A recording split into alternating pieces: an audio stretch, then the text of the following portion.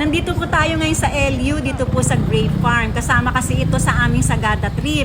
Sa pagbaba ng Manila ay dadaan muna sa Grape Farm ng La Union. Ang sabi ay libre daw po ang tikim dito ng mga pananim na ubas. Huwag lamang mag-uuwi. Nakaka-excite, tara na!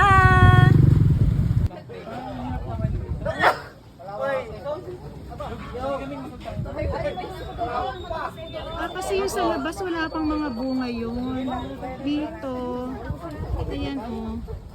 Maliliit lang pala yung bunga niya. Yung iba nakatago sa papel. Yan. At saka mababa lang pala yung baging niya, no? Pag medyo may katangkaran ka ng konti, mauuntog ka. Ay, ayan yung mga nakapapel. Ay, ito ang dami. Ay, cute. Pwede kayang kainin.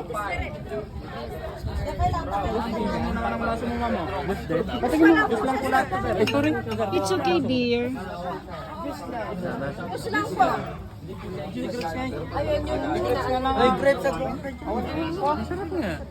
Ate girl, ano yung pinakapangalan ng place dito?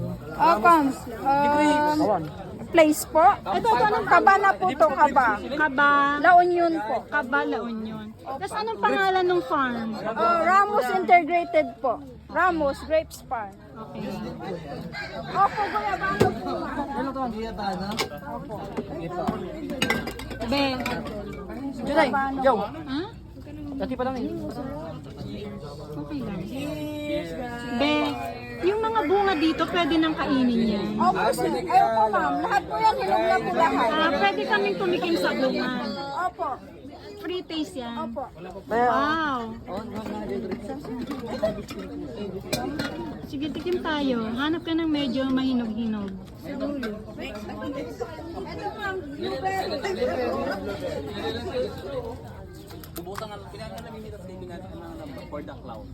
Habang busy sila sa wine tasting, tayo naman busy sa paghanap ng hinog na bunga. Pero so far wala pa ako nakikita.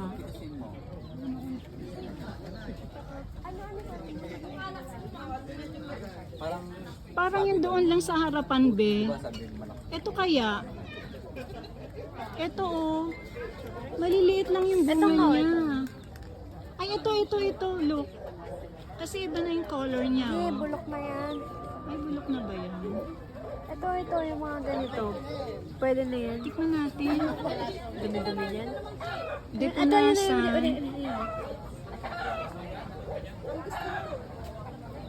Ay, ito. Ito talaga. Tikman natin. Ang liliit ng bunga. At saka may pagkamalambot siya. Bala kapag yan dyan mo. Ang tamis. Ang tamis. At saka wala siyang buto. Tikman mo. Punasan mo lang muna kasi maalikabok siya. May buto yung nakain. Kasi talagang malupa yung farm.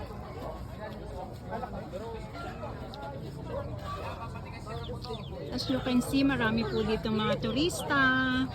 Ayan. Ay, ayun, ang dami. Ang kumpol. Ang lalaki ng pagkakumpol. Ay, wow.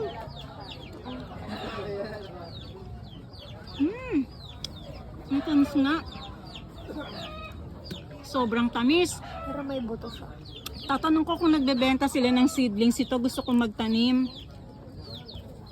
Teka lang, balik tayo kay ate girl. Ayan, ang laki oh. Pwede raw. Lahat daw pwede. Pwede na libre daw eh. Libre daw sabi.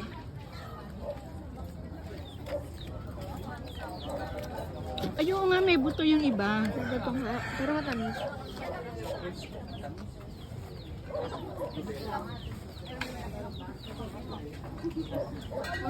Asa si ate girl? Andun.